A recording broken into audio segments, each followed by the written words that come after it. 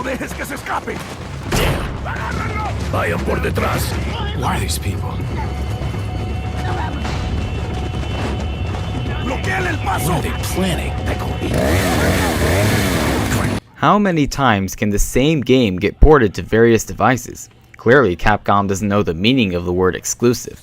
This game started as being exclusive to the GameCube, but it has since been ported to the PS2, computers, all 3 of the 7th gen consoles, and even to the iPad. Regardless of getting ported a million times, Resident Evil 4 is still one of the series' best games. It's one of the best games of this 21st century, and Resident Evil 4 Wii Edition may actually be better than its original GameCube incarnation. You play as Resident Evil 2 protagonist Leon Kennedy, only older, more experienced, and now working for the government. Leon is sent into a rural part of Spain to rescue the president's daughter, Ashley Graham. Not long after setting foot in the area, though, Leon discovers that the area is populated by creepy, homicidal cult members.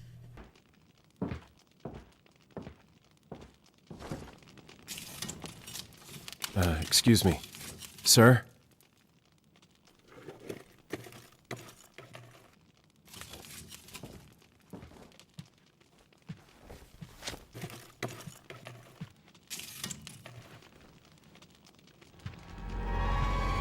Who the fuck are you? These cult members carry a virus called Las Plagas that not only controls their minds, but also gives them certain biological changes. There is more story to the whole game, but I don't want to get too into that now. You'll discover it all for yourself when you play this, if you haven't already. The Wii version of the game includes all the content of the PS2 ports, but with the GameCube version's superior graphics all on one disc, and that package is as awesome as the game's graphics. During the 6th generation of consoles, these graphics were masterful.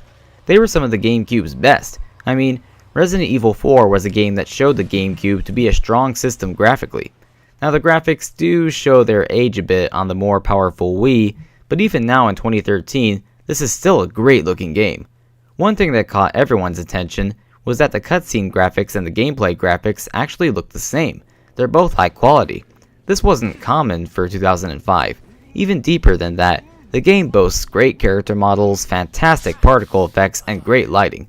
And the lighting, just like other good RE games, adds to the creepy atmosphere of this survival horror masterpiece. But along with the lighting and shadows, the music adds creepiness too when the area or situation calls for creepy music. Even during the more action-heavy sequences, the music fits what's happening, but it retains a Resident Evil feel, and that shows impressive work on the music. And the sound effects are good too. They fit with this type of game very nicely.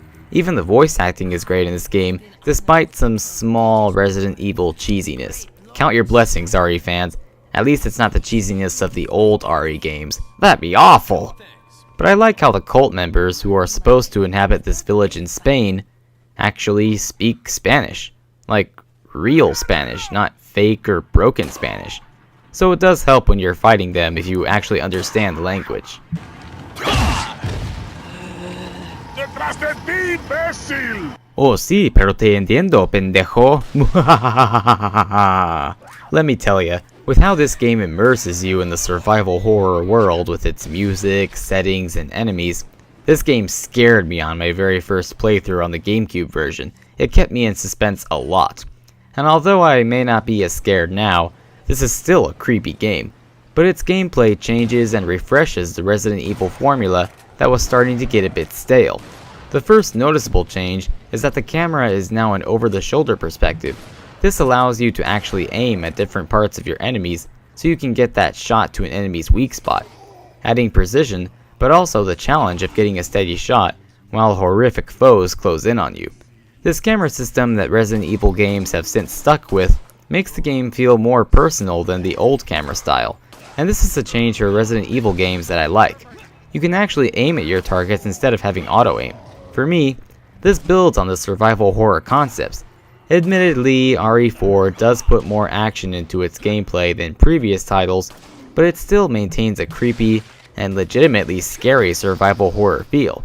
This perfect balance of action and horror would never be disturbed in any way by future Resident Evil games. Ah la la la la la la, you don't exist, ah la la la la la la la la. Now your weapons do get stronger and more militaristic as you progress through the game, but you never feel invincible. This is because, for one thing, you still can't move while aiming, but it's also that your enemies get tougher.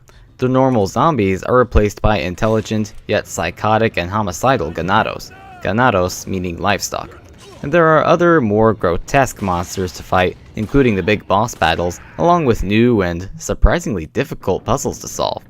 The combat and puzzles keep up a certain bar of challenge level. The monsters each have their own abilities, while the ganados have their numbers and tools to use against you.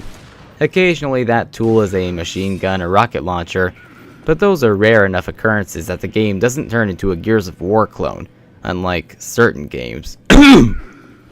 Just when the game seems to go too far towards action, it soon throws you back into a creepy scenario so that you never forget that this is still a Resident Evil game. And the creepy scenarios are scary, trust me on this one. But wait, Nintendo reviewer, if you have to save the president's daughter in this game, does that mean there are escort missions? Well, yes, there are parts where you have to escort Ashley and protect her from the bad guys, and yes, that can become annoying during combat.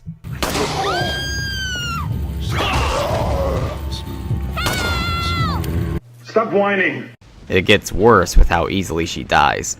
But the good news is that's not the bulk of the game, and a few times you can even hide Ashley during a fight to make things easier. That, and there are some funny things you can do with her. Ow! You pervert! I have the utmost respect for women. If the gameplay is this good, how do the controls of the Wii version affect Resident Evil 4? A question on the minds of anyone who considers purchasing the Wii Edition. This version uses the Wii Remote and Nunchuck as a controller standard, and aside from using buttons, the main use is the Wii Remote's pointer. This is a good thing, seeing how the pointer was really one of the Wii's best qualities, at least for core games like this one. The pointer is a real benefit to the game since you can get precise headshots simply by pointing at the screen. Motion control is kept to a minimum in this game, which is also a good thing. It's really only used for quick time events and slashing with your knife on the spot. Other than that, motion control is kept pretty rare. But for people who still hate playing games with a Wii Remote and Nunchuck, Capcom included support for the Wii Classic controller. This was a very smart move on Capcom's part. This way, people who prefer the aiming and button pressing of the PS2 and GameCube versions can use that control style on the Wii Edition, making it even more of a complete package. Speaking of being a complete package, this version of one of the best games of all time includes all the extra content from previous versions like I said earlier. Aside from being able to watch all the cutscenes in a separate menu, one of the extra modes is called Assignment Ada. It's a mini-mission where you play as Ada on the military island from the main game. Your objective is simple. Find 5 samples of Las Plagas, then escape the island with your life. It's a fun little action-focused mode. But for a more in-depth mode starring the woman in red, there's the Separate Ways story mode, which made its first appearance in the PS2 port. This is Ada's story mode that takes place during Leon's main story. There are some puzzles to solve along with creepy parts to survive, but otherwise, Separate Ways is mainly combat. There are 5 chapters total that jump to different parts of the timeline in the main story. And in these 5 chapters, you get to play as Ada and accomplish some objectives while Leon is in battle at the same time, which is pretty cool and a good way to extend the story gameplay. Separate Ways reveals more of the in-depth story and shows what Ada did to affect Leon's story. But now we come to the Mercenaries mode, the action-focused arcade-style bonus mode found in every Resident Evil game since RE3. Although unlike RE3 and even Code Veronica X, this Mercenaries mode has you running around an open area with your chosen character shooting up ganados until your time runs out or until you die. Just like in single player, you can pick up ammo and medical stuff from fallen foes, and you can extend your time limit by picking up time bonuses in the area, which gives you a chance to score more points as long as you don't get killed by the endless wave of enemies. Each of the 5 characters you can use has their own loadouts and abilities, and some are a lot of fun to use, even if they seem a bit overpowered like Krauser's arm or Wesker's punch of Megadeth. All these aspects make RE4's Mercenaries mode a fun, action-packed pick-up-and-play departure from the survival horror story. Resident Evil 4 as a game set a new standard for the Resident Evil series, and it's a good thing that each game after it has only gotten better.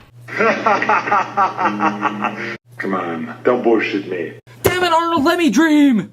Sue me, dickhead. Well, at least Resident Evil 4 is a fantastic game that's available for all Resident Evil fans, and for Nintendo fans, this Wii Edition is the ideal way to play this video game masterpiece.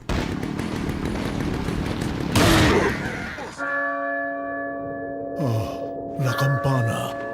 Es hora de rezar. Tenemos que irnos.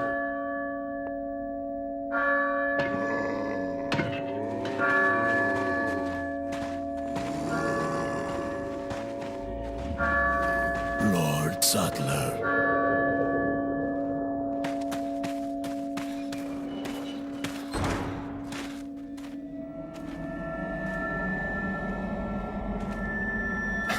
Where's everyone going? Bingo?